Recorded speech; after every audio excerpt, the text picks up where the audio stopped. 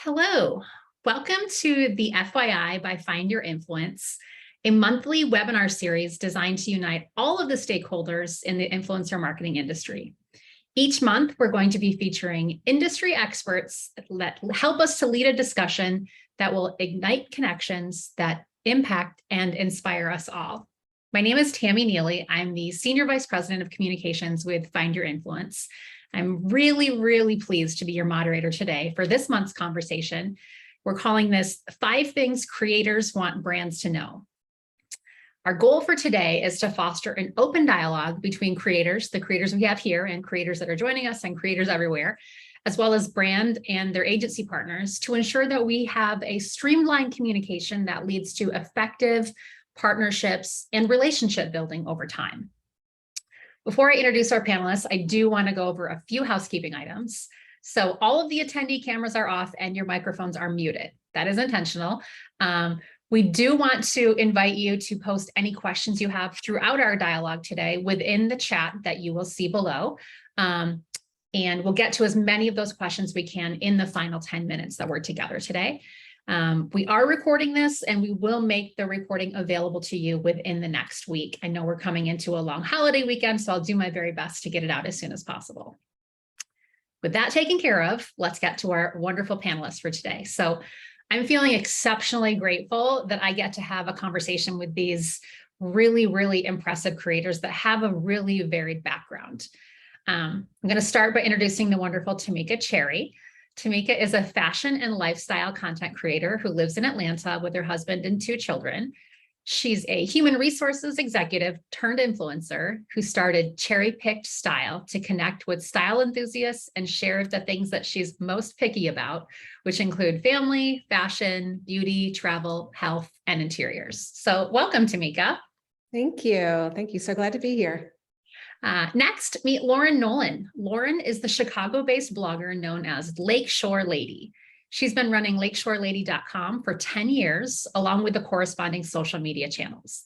Lauren's content is focused on attainable wellness, petite style, easy recipes, and more. Welcome, Lauren. Thank you. Excited to be here. Finally, it's my pleasure to introduce you to Lorelco Mulzac.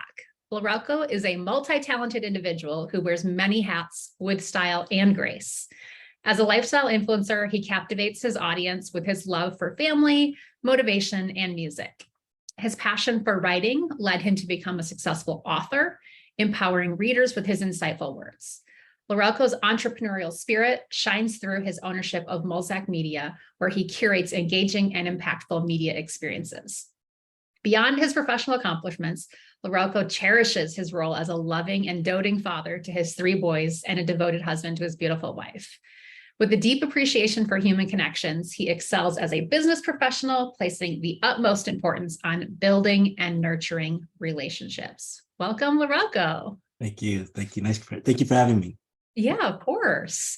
So let's dive into this. What everyone's here for. What are the 5 things that you creators want brands to know? And in transparency, we have had a discussion ahead of time. So I know a few things of what you're kind of united on. And the first one that we talked about is creators don't always love a kickoff call. Lauren, can you tell me a little bit about your perspective and your thoughts on a kickoff call? We laughed about this yesterday because it was talking about how kickoff calls can be so great. And I raised my hand and said, I don't always like one. I think it depends on what the collaboration is.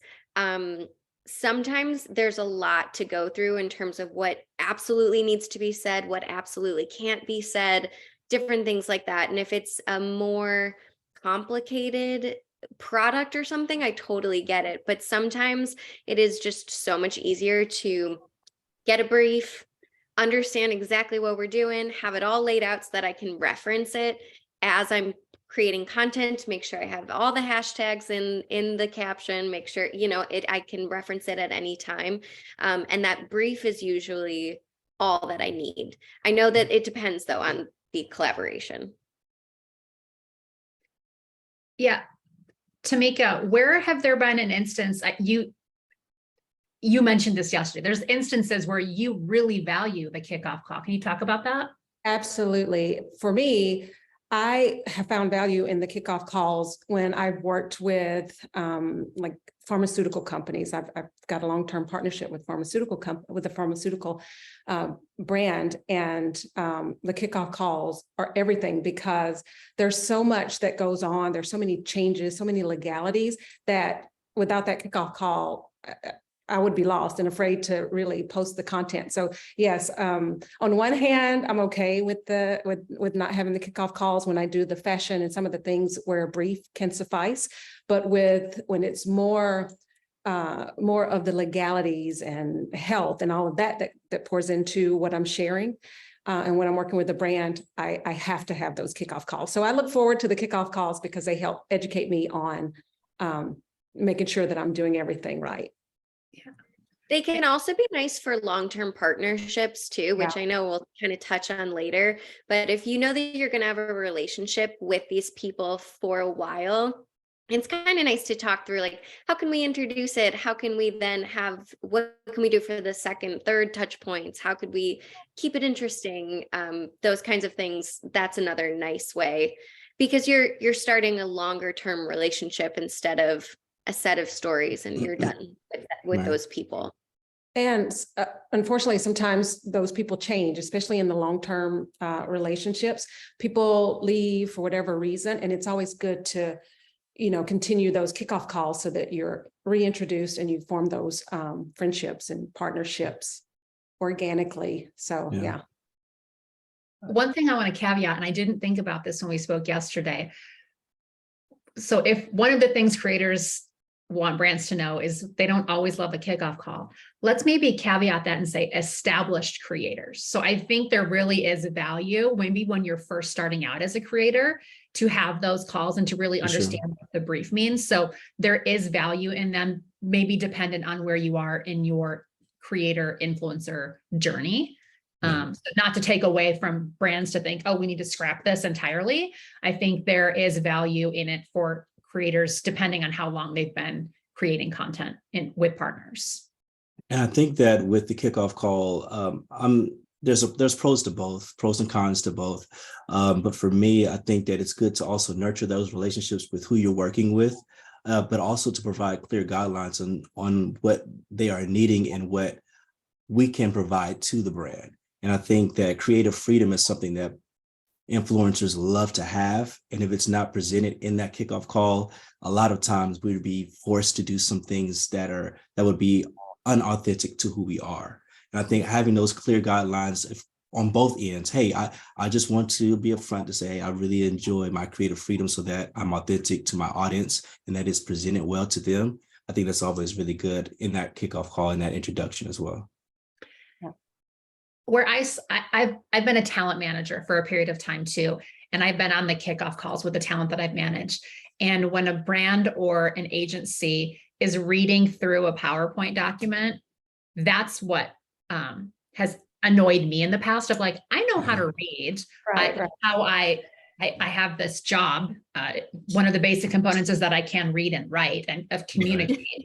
So having someone read a PowerPoint to me feels a little annoying, but the kickoff call in general, like you're saying, if we're using it to establish relationships, get to know one another, if we're going to be working together longer term, understanding the legalities, what is important, and maybe even the brand says, hey, our legal team takes a long time to review content, just setting expectations. I think the kickoff call is valuable when you're getting that information, you're both sharing that type of information, but simply reading from a PowerPoint slide doesn't feel like it's the best use of everyone's time. Is that fair? Very fair. Yeah, I agree. Okay. Number two, I don't, unless you all had anything more to say on the kickoff call. Okay. The number two thing creators want brands to know is creators respect brand deadlines and ask for the same in return. So for those of you who maybe don't know, there are deadlines for creators with turning your concept in for review, obviously your content in for review, all of that. And then there are timelines that are shared of when the brand is going to get back with you. Talk about that respect of deadlines and timelines, Lorelco. What has that looked like for you? What works best? What works best for me is that I set up an expectation up front. Hey, my shoot day is on a Tuesday. And so usually I work with a photographer and a videographer. I set up my time to shoot, and I give that expectation. If you're looking for content for a specific day, make sure it's after the specific day for me. And usually they respect that very well. They say, okay, cool, we'll honor that. But a lot of times there's usually a window, a range of time between, say, May 25th and May 28th, we want to get this concept out. Can you get it within those days? And that's really respectful for me to honor that timeline. And then on the back end to say, hey, on my shoot day, I want to, if I can push this out a little bit more because of this, that, and the third. Usually just having that open communication, it usually works really well for me. So deadlines are very important because it also brings more respect to the brand. The brand respects you more as a creator if you meet those deadlines and you're upfront and open and as far as that open line of communication. So yeah. Lauren, I know you do a lot of like recipe, I shouldn't say a lot, you do some recipe creation and things like that. When it comes to that, like, how are you working with brands before you even get to the concept stage? Like, what works best for you from a deadline and a timeline perspective? It's so tricky. I prefer to have some time before a concept is due. And this varies depending on the product, the type of collaboration, anything like that. But especially when it comes to recipes, as you referenced, I love to have time to test without the parameters of this is my defined concept that they want, just because sometimes you test something and you don't love it. Like a great example of that is I had to turn in a concept. The viral feta pasta was going around again. And I was like, I could do a twist on that. I had never made it the year before. And so when I made it again with my twist, or when I made it with my twist on it to test it for this collaboration, it's like, I don't like this. I don't think this is good. No other flavors are coming through. This is not like what I had in my head when I pitched the concept. And I had to go back to them and say, like, can we please change this concept a little bit so that I'm actually giving you really good content that I feel good about. So I really appreciate when there's a little bit of time to figure out what that concept is, what that recipe is, or if it's the skincare line, time to use the products to figure out which ones do I really resonate with. Fashion is a little bit easier as long as it fits me and I like it. That's a little bit easier to turn around quickly. But those other things, I like to be able to have just a little bit of time to figure out how I can make it content that I feel really good about giving to them without being too locked in before I have time to kind of play a little bit. Yeah. And I like that makes sense. It does. And I like that because if you're trying the recipe out beforehand and you don't like it or the flavors aren't coming through, you want to be your authentic self. You don't want to be just an actor, a paid actor that the brand is working with, because they can go a different route for that. Right. And your audience is going to call you out on it, most likely, if you're not. Oh yeah, they'd be like, I tried this and I didn't get any of those spring vegetables because all I tasted was feta. And it's like, yeah, me too. Like that would be horrible to have to say that. And that's the thing, is that even though the brand is even though brands can try to be very organized, set expectations up, ultimately they want good content. So it's all about trying to figure out how to give you my best content. Yeah. Lorelco, you mentioned that you have like shooting days where you're working with the photographer and videographer. Tomeka, Lauren, I don't know if you're doing that as well. How do you, Tomeka, you're shaking your head, yes. So if you're working with a photographer or another videographer, are you communicating that with the brand up front to ensure that they understand your timeline from a production standpoint? Yeah, absolutely. I just started with a new photographer, and it's crazy because it's her busy season. So summers are she does weddings as well. So you can imagine summers are her busy season. So in the past, I've worked with brands and I've been able to work with photographers who could get my content to me 3 to 5 days. This person that I'm working with now, I just love her. I love working with her. We have a great partnership, but her content can be, twice that. So now I'm having to share with brands who come to me and they want to, a couple of days turnaround, which I've been able to do in the past. Now I can't. I have to tell them, give me 2 weeks, even with fashion. So yeah, I've actually kind of strayed from working with professional photographer and videographer with the kind of influx of reels and influx of that kind of like real time share. Like I'm very much that vibe of like, hey, I'm not perfect. So not everything doesn't need to be perfectly shiny all the time. So I can turn around pretty fast. I just, like I said, for me, it's more about making sure that I have time to craft the concept that I think is going to perform the best and give them the best product.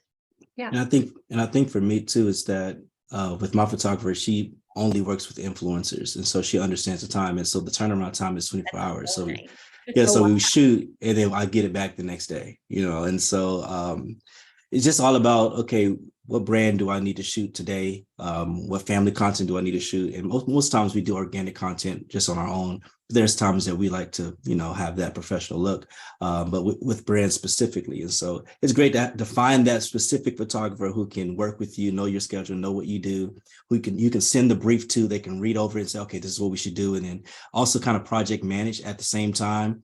It's pretty cool. So if you can find the right photographer, we can get that stuff done. That's literally incredible. I'm very jealous. My husband is also jealous because when I need those DSLR photos and I have to be in it, I'm like setting up the settings perfectly, handing it to him. I do, yeah, absolutely. And when she's not available, I do it for my wife. So I'm just like, trying to Well, what you guys are talking about has my mind racing for a future webinar of like all the things that go on behind the scenes that maybe a brand doesn't know about that go into making your rate, because you have to pay those photographers. You do that. Yeah. So that's built into your rate because you're turning around paying someone else. So, all right, noted for another conversation in the future. So we're talking about respecting deadlines and asking for the same thing in return. I've had experiences as a talent manager where we've turned content in, a week before it's supposed to go live. And then we're like, hey, we're supposed to go live in 3 days. Is it approved? Hey, we're supposed to go live in 2 days. We're supposed to go live tomorrow. Getting that content approval before it goes live is very important because delays can impact your entire schedule, right? You've got your editorial calendar built out, whether it's organic content or brand partner content. Lauren, you're shaking your head pretty significantly here. How do delays in content approval impact your schedule, your calendar? I totally understand little ones.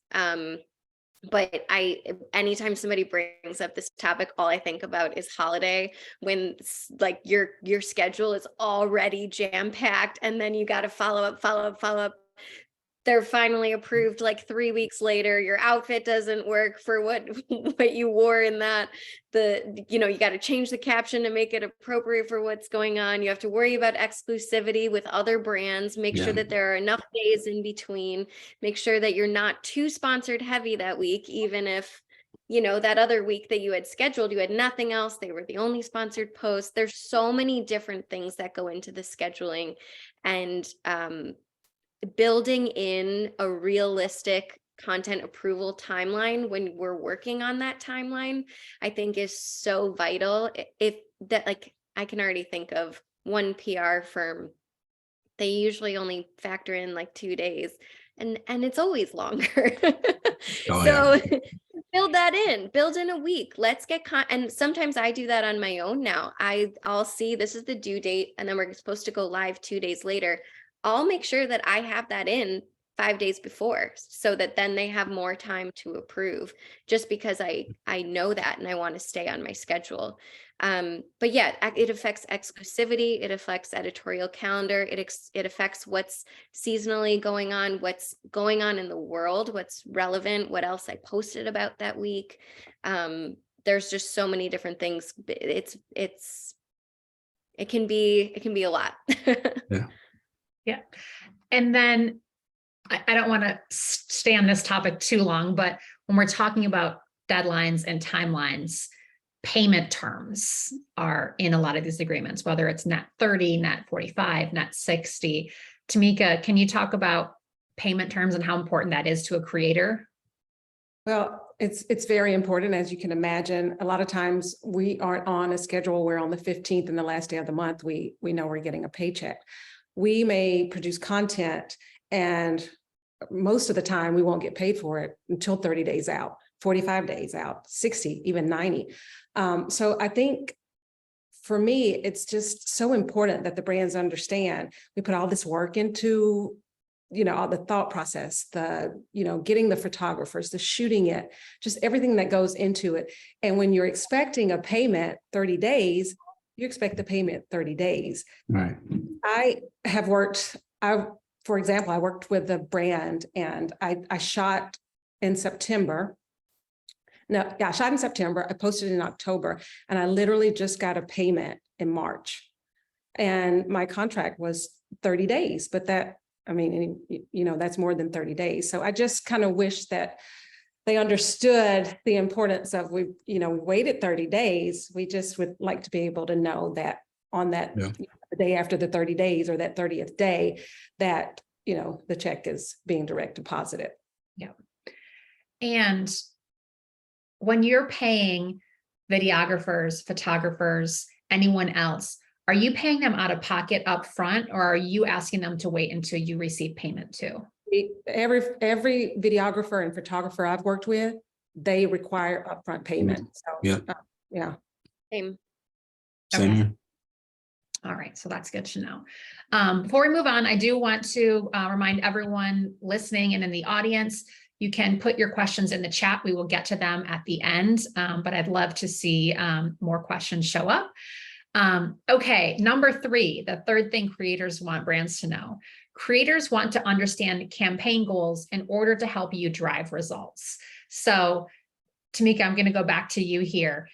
Whether it's in the campaign brief, on the kickoff call, how do you take that information on the campaign goals and take that into consideration as you're thinking through your concepting, your content creation, whatever it may be? So when a brand reaches out to me, if it's a new brand, I want to make sure that it will resonate with my audience. I want it to be who I am. And I know my followers are following me because, they like what it is I bring. And so when I am concepting, I work with the brand to understand exactly what it is they're trying to get across. And so for me, it's just a quick call. If it's fashion, it's a little bit easier because I'm able to look at the brand and say yes or no, if it will work to what it is I want to share. So for me, concepting, again, is just getting on a call, understanding what it is the brand wants, what it is I can deliver, and what it is my followers are looking for, and then just us coming together and figuring out how we'll get that out to my audience. Does that look differently for you, Lorelco, or you, Lauren? No, it's about the same. It's different, I guess, across the board for every brand, brand deal. But most times that's usually how it usually works with me. It's along the same lines, having those campaign goals, making sure that, that we're all aligned, that we both are on the same page. Because a lot of times we'll present something, and if we're not on the same page, they'll ask for revisions. Now, I don't know if this is on our revisions is it's a big thing as well, because we'll spend a lot of time on doing something after we've agreed upon something as far as the campaign goes. And then they'll come back and say, the brand will come back and say, well, we don't like that. Now, some creators have revisions a part of their contract. If there's a revision, then there's an extra fee. Some don't. It's just, okay, we'll do it. We revise. But a lot of times, sometimes it could be 2 times, 3 times, 4 times, and that kind of gets draining. And so, but being upfront and having an understanding, of what those look like and how to drive results based off of what we've agreed upon, is extremely important. So I'm right there with Tomeka on that. This is something that I like to bring up before contracts or even negotiating payment and stuff comes into play. I work with a manager, and sometimes I will ask these questions before I even loop her in to send my rates. Just because sometimes someone will send, the blanket pitch, and I'll think, okay, well, this could work if I can highlight this and this, or if we could adjust it a little bit so that I can come from this perspective, or, different ways of tweaking it. And then if they come back to me and say, yeah, that's great, because that's what you bring to the table, that's what will resonate with your audience, we're on the same page, great, then we can move on to next steps. But if they come back and say, we really need to hammer this home and we really want to reach these kinds of people, I can then say, I don't think I'm your best fit. Best of luck to you. Let me know if you need any recommendations. A big thing with that is if they really want to hit families or moms, I'm not a mom, so I can bring up that this would be great for moms and come from this perspective, but I'm obviously not a mom. So maybe finding somebody better suited for that would be better. Or I was telling Tammy yesterday that I got an email for a mall, but specifically highlighting a luxury retailer. And I own one designer bag, and it's a hand-me-down from my grandmother. So I'm not the kind of girl who's going to go out and drop $5,000 on a bag on a Saturday. And my followers know that about me. So right from the beginning, before I ever send rates, that's a chance for me to say, hey, the mall could be great, and I could swing by and admire that stuff on my way to lunch, and that would work great. But just highlighting that particular store is not really the right fit. Is there an opportunity here or not? I think those conversations are really, really important. And where I've sat as a talent manager between the creator and between the brand and the agency, is when a brand says, our goal is conversions. We want to drive 100 units sold by this creator, and we want 1 TikTok video. And I'll say, that's great. That doesn't align for us. On TikTok, we can bring you, this creator is very, very effective at the awareness play in your marketing funnel. Well, when it comes to conversions, she's really, really effective on Instagram stories and a reel. And let me show you why. So understanding the campaign goals allows the creator or the manager, whomever is part of that conversation, to say, I understand your goals, but what you're asking me to do isn't going to deliver on that.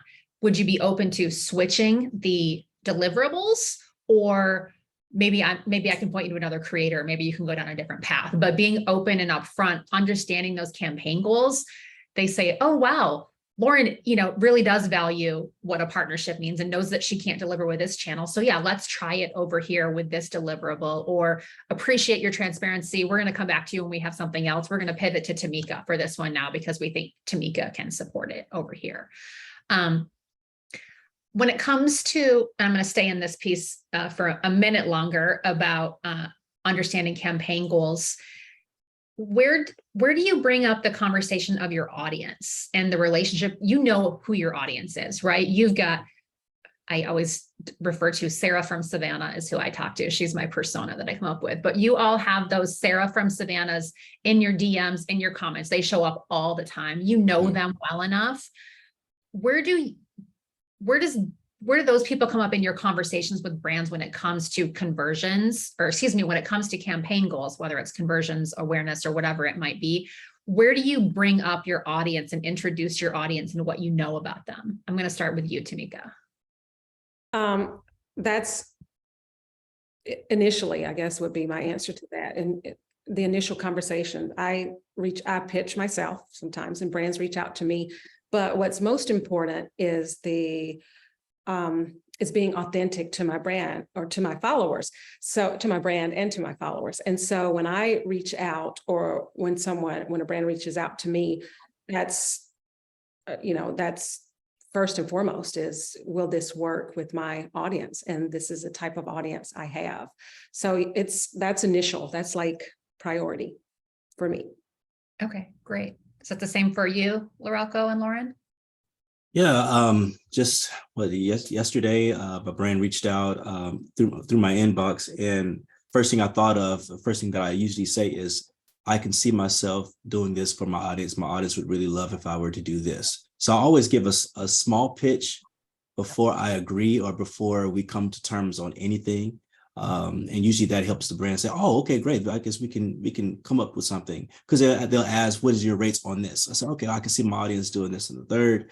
Let's see what we can do with that. So my audience is always in the first pitch, in my opinion, just because I need them to understand that they are important, because that's our community. That's who we connect with. That's who we interact with. That's who we engage with. And so if you want me, you want them.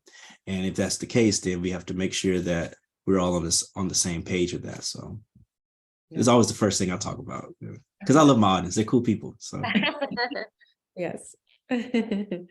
I love that. If you want me, you want them. That's so That too. right on. mhm. Okay, number 4, creators cannot guarantee performance of their content. I've said that so many times that I honestly feel like I should get it tattooed somewhere. And everyone's nodding their head. In the news now, there's different platforms that are, the government is looking at, for oversight. Do we keep it? Do we manage it? Do we shut it down? You can't guarantee performance of your content. And yet the brands are asking you to deliver X, Y, Z. How do you manage those conversations, Lauren?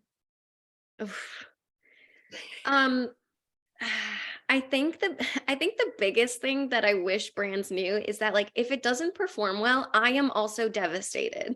If you are hiring me, I want to give you the best content, and I want to reach the most people, and I want people to be excited. That's what I want to. And Instagram can be very frustrating. I think understanding that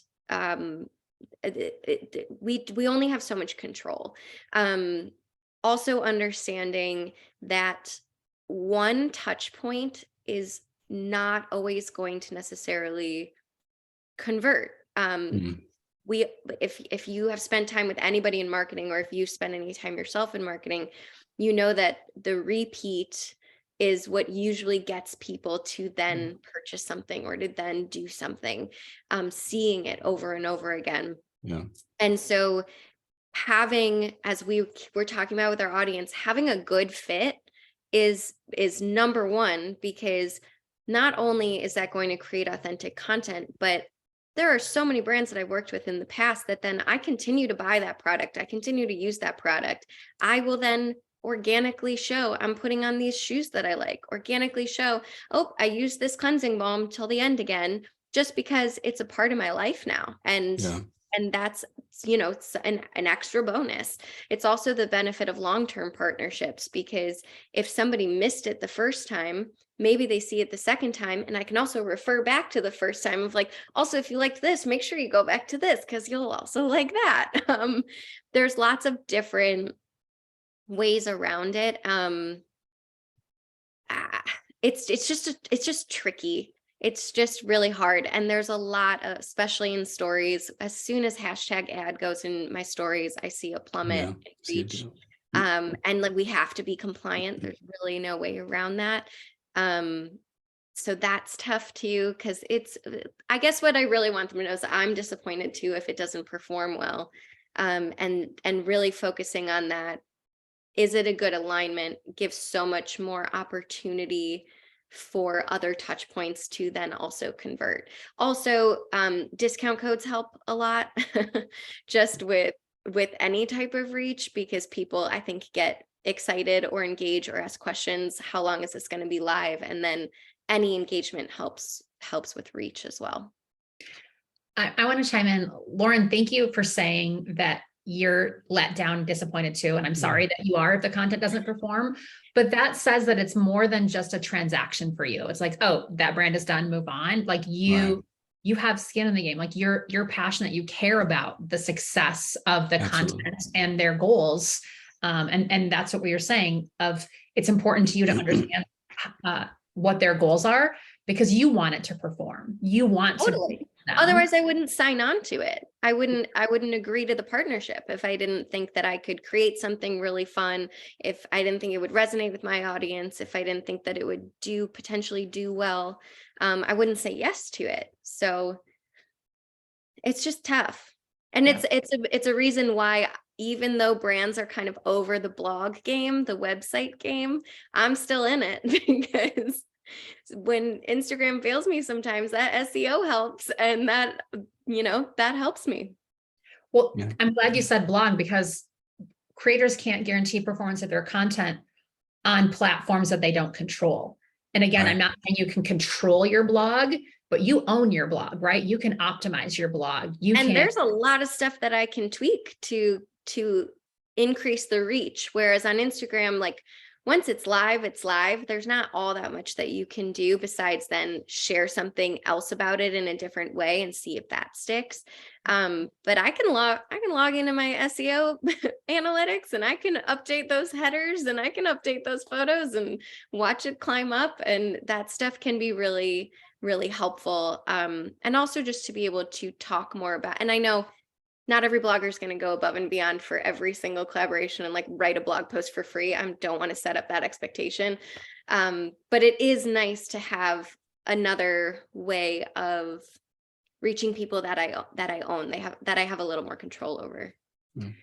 Tomeka, you have a blog as well. When brands are asking for deliverables in a partnership, I trust you're not seeing blog requests show up that often. Do you try to, for lack of a better word, upsell it or pitch it into the program to explain the value that it brings? Pitch my blog or a blog post? Yes. Sometimes it just depends. It depends on what the brand is looking for. I think it is a great idea to offer that because it helps both. So it's something I was actually talking to a fellow influencer a couple of days ago, and she was like, I'm going back to blog. I'm going back to the blog. And she was like, that's another way to reach your audience. And similar to what we were just saying is, have more control. She would have more control over it. So we were just having this conversation. And it's something that I need to do more of. I haven't as much in the past, but it's something that I really need to do more of. As in my role as a talent manager, if a campaign was focused on conversions, the conversation that I would have with the brand or the agency side is, we'll do our very best to get people to click on the link, but you need to do your very best to make that landing page or that website experience optimized for conversions. Yeah. And if someone gets there and they don't convert, do you have retargeting set up? So if they leave without purchasing, you can still get them. So again, both people have skin in the game. The creator is trying to get them there, but if you're getting you to a page that's not user-friendly, it doesn't make sense, I can't find the price, where am I purchasing? Then you've just lost out. The creator's done his or her best job to get them there, but the brand has to be able to convert on their end too. One other piece that I want to touch on here about not being able to guarantee the performance of your content, that's the performance within your audience or people who are searching for that hashtag. How often are you seeing brands request the ability to whitelist or put paid media or spark the ad on TikTok? Like, how often are you seeing that? Because that can help reach a larger audience and help with performance of content too. Lorelco, do you see that very often in the conversation you're having? Yeah, I see that possibly maybe 80%. Okay. I see that 70 to 80%. But I do want to say, because we're talking about conversion, I think it's important for creators to know what will convert. Because one thing I've noticed, I think when I was working with Find Your Influence with Chevrolet, I noticed that my audience loves specifically when I do the dad thing, or, the working man dad thing. They love that. So I'm like, okay, well, let me create something to show this, to show what I do on every day. This is my life at this point. So I just documented just an everyday thing that I knew in my mind, okay, if I do it this way, they're going to love this. Cut it this way, cut it here, they're going to love it. I just knew it. I just automatic because I know they love the dad thing. And so when I posted it, it was like a longer term, like a 2 or 3 month term. When I posted it, it went bonkers. I'm like, oh, interesting. It went bonkers. Well, in my mind, I knew it would because of what my audience loves about me. And I think a lot of times when it comes to conversion, if no matter what brand it is, whether you're working with Dollar Shave, Target, or we're working with whatever, if you're a lifestyle influencer, if you're fashion, if you know what it is that they are going to pick up on and you execute that specifically, I think it's going to go. You just believe it's going to go. But if it doesn't, you can't control that. But at the same time, this is where whitelisting comes and they ask for, the way to kind of bump and boost your posts. And so I get that around 70 to 80% of the time. But if not, I just, in my mind, I know there's certain things that I can add to kind of not show that it's a brand, but kind of just show that it's a life. It's just my life. Oh, there's a brand there. Okay, cool. Let's throw that in there. So that's kind of how I use that conversion. Because if I just do just me or, just have me in the product, usually doesn't go anywhere. But if I create it, as far as create like a storyline or an environment that includes other things, usually goes places. So I just keep that in mind. Yeah. Tomeka, what about you from a whitelisting or paid media perspective? I know that you're in fashion and family and interior and health and pharmaceuticals. Is it across the board that different brands in different verticals are requesting whitelisting, or do you see it more in one vertical over another? I would say most of mine, I'm around that, like Lorelco said, that I'm probably even 90% of my, when they reach out or when we start talking, it's always whitelisting. So, and I like that. I really like that, that they are there to help me move my content along. But yeah, most of mine, I would be surprised if I had a brand partnership and it didn't have whitelisting listed. That's just how common it is for me. Okay. All right. Now we're going to get to number 5. Of the 5 things creators want brands to know, creators love partnering with brands over a longer term. And while this might be like, yeah, of course they do, there's a paycheck in there. It's more than just a paycheck. It's more than just guaranteed income for you. Tomeka, you mentioned yesterday when we spoke that you have I think you said one longer term partnership, maybe you were referencing more. What does longer term look like to you? And what is the value aside from the monetary value for you and your audience? For me, long-term partnerships, it almost feels like you have a friendship. And I know that could be taken the wrong way. But for me, when I've worked with brands since 2020, and it just, I know the people. I could text, it's like a friendship to me. And I feel like when you get to that point, it just makes the content creation easier. You know each other, you know what the brand wants, the brand knows what you can deliver on. So for me, I always try to do the long term, because it just, when I work with the brand, I don't want to do the one-off. I want to have a relationship, and I want my followers to see how our relationship has grown. Yeah. So yeah, for me, I want the long-term relationships with brand. It's just, I think it helps overall. Yeah. Lauren, for you, if you're going to work with a brand just one time, it may feel transactional. If there's a single touch point, whether that's a reel or a story, it likely won't drive the full results that they're hoping for in a campaign. Talk about maybe a long-term partnership that you've had that's been successful, both from your perspective and what you've heard from the brand, how it helped them drive their goals. Can you share a bit about that?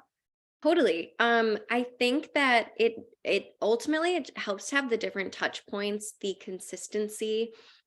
People start to that like one brand that I had a long-term partnership with, I had people be like, whenever I see this brand now, I think of you because you're always talking about it. And it's like, that's great. Like, it's almost like an ambassadorship a little bit in the way that people used to use, or brands used to use, like celebrities, and now kind of influencers, your like internet friends are now those people with that touch point. For me, I really like that it allows you to be more creative because there's more opportunities instead of kind of trying to see how you can fit all of their talking points into 3 story frames. You have all of this time to really focus on this aspect of it, or this aspect of it, or this product from their line, and then this product from their line, or this way of using it, and then this way of using it. There's so much more time to breathe within it and cover so much more without feeling like you're cramming it down their throat really fast. I think that I am also the type of consumer that thinks about things. I'm not, I don't necessarily purchase things right away the first time I see it. So I find the benefit, I can see the benefit from that way too, because the first time I might be like, oh, that's interesting. I kind of want that. I'm going to think about that. And then the next time, or the next time that that person talks about it, I'm like, no, I actually really want that. I'm going to buy that. So it helps in so many different ways. Yeah. Lorelco, have you had a longer term, like an ongoing partnership with a brand that you have felt has been beneficial for both sides? Absolutely. Dove has been one that they used to call me the Dove guy because always like 6 months, maybe, close to a year, longer term, partnerships has been great. And my relationship with Dove and the brand partnerships with them has been incredible on both sides. Having that communication, being able to communicate, and like Tomeka saying text, or say, hey, this is what I'm thinking about this, or whatever. For the next installment, let's throw this out there. This went really well this time. Let's try this. And so just having that ongoing relationship, that ongoing conversation, and also looking at the conversion each time you post, looking at what went well, what didn't go well, what my audience responded to, what they didn't respond to, and just creating more content based off of what transpired before.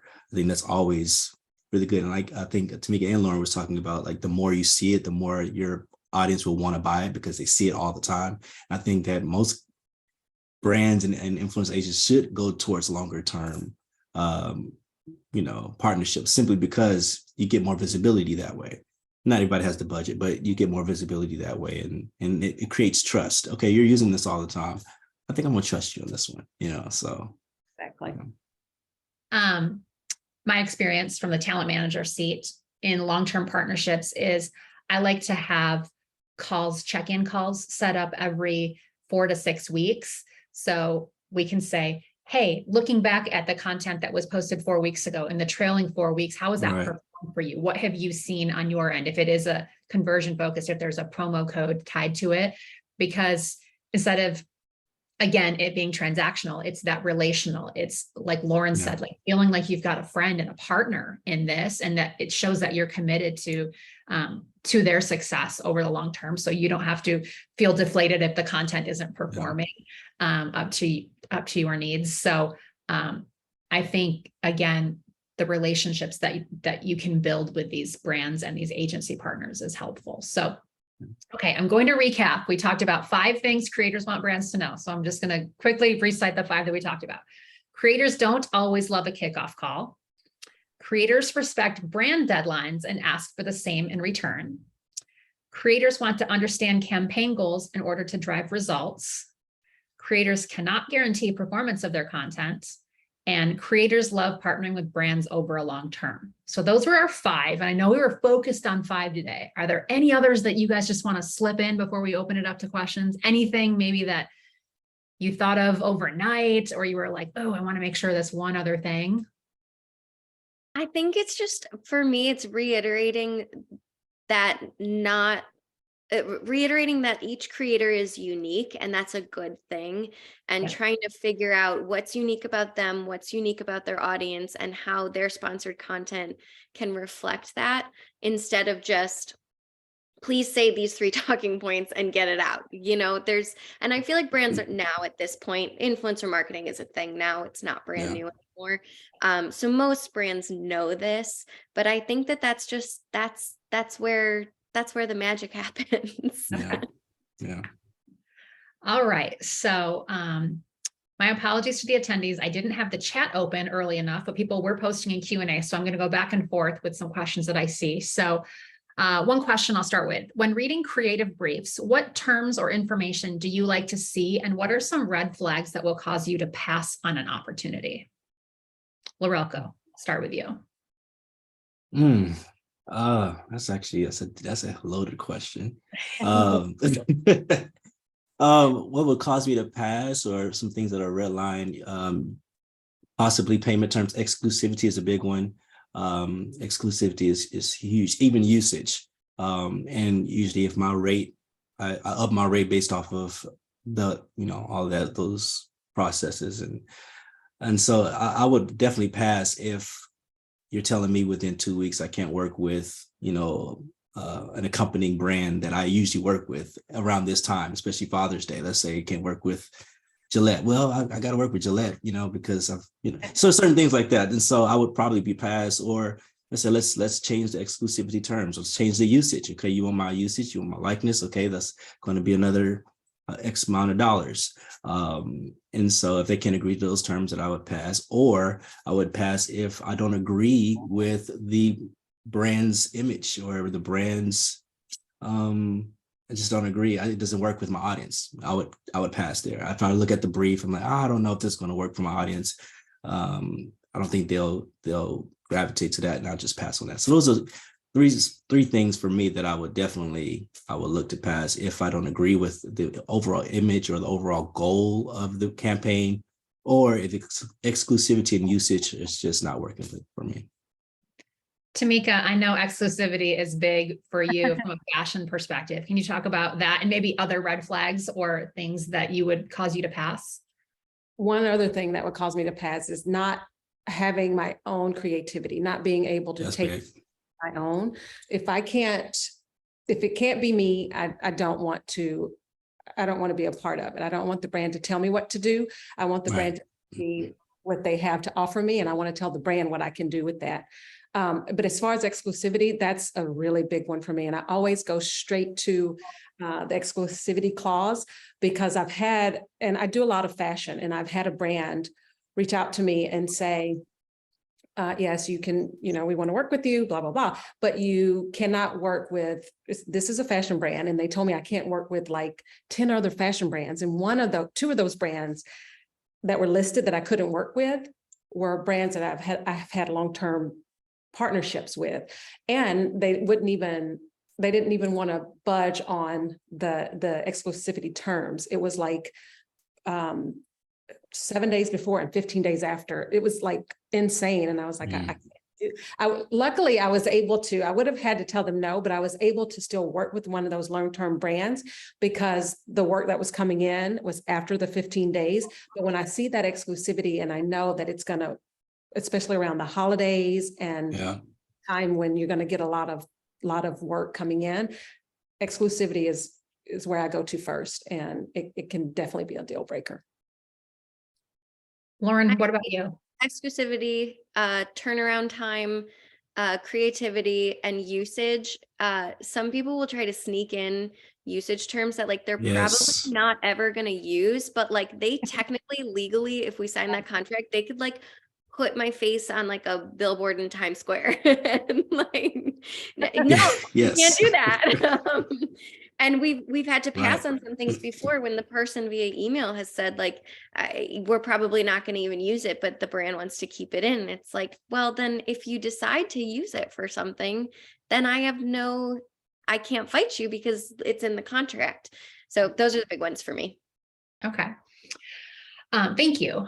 Another attendee asks, on the note of whitelisting, you always hear it's a benefit because it can bring you new followers. Does that typically change your audience engagement metrics in a positive or a negative way? Lauren. I don't think it really changes like my audience that much. It does bring it to new eyes, which is good. It can also be terrifying, especially if they decide to do that on Facebook, because people are brutal on Facebook. And like people who like are not my people, you know, like you know, grandma from Idaho telling me that she doesn't like my outfit or something like that. That's not my audience anyway. But I mean, there's pros and cons to whitelisting. It depends on what their goals are, what they're willing to pay. I don't find that it negatively affects my audience though. Okay. Tamika, what about you? Do you see an increase in like the size of your community after a brand has whitelisted your content? I do. I've grown a lot, and it's helped because it's given me people who I would have never found probably, or may not have found me. And they really do fit in that demographic of people that, you know, I cater to. So whitelisting, when I see that, I'm kind of excited about the whitelisting because it does give me an opportunity to get a different reach. And I've grown, like even on like one app, I got like 2,000 followers just because a brand whitelisted something that I've done. Yeah. That's great. That's I'm huge. starting out on this app and I got like 2,000 followers. That's huge. So it helped. It's helped. So I like whitelisting. I like to see that. And I like to see that the brand is putting in, you know, a little effort to help me. Again, it's that partnership. Great. Yeah. Okay, final question. With more competition in the space, agencies that have more tools and platforms to niche down their talent searches and track metrics get smarter and more strategic about how they run campaigns. What are you doing differently this year to stay on top of your game and be a top brand partner versus previous years? I literally just had a conversation with my manager about this. She had somebody in the industry do like an audit of her clients, and it's hard to nail down because everyone is different, but basically we talked about keywords. Keywords are kind of coming into play more than hashtags now, which is interesting. And niching down in a way that isn't limiting you, but if somebody comes to your feed, making sure that they know who you are right away, which is something that I've always struggled with. Is like I've always talked about everything, but really trying to hone in on who exactly I am, and can you get that right away anytime that you come to my feed. I think that's really important. I think staying up to date with reels, even if people say they don't love them, it's a way to reach more people. It's a way to increase your audience. And it can show things that a photo just can't. If you're creative enough, and if you really figure it out, there's ways of winning people over with the reels. And then also figuring out, the reels are kind of like extra reach in my mind, at least extra reach. And then knowing that like my people love to see something more personal, like a photo of me and my husband and my dog, that people love to see that too. So kind of bringing them into my world in addition to that creativity, and bringing them that value add in other ways, if that makes sense. It's very confusing. I'm literally constantly trying to figure out how to be better, and how to be better for my audience and brands and me. It's a constant, you're never done.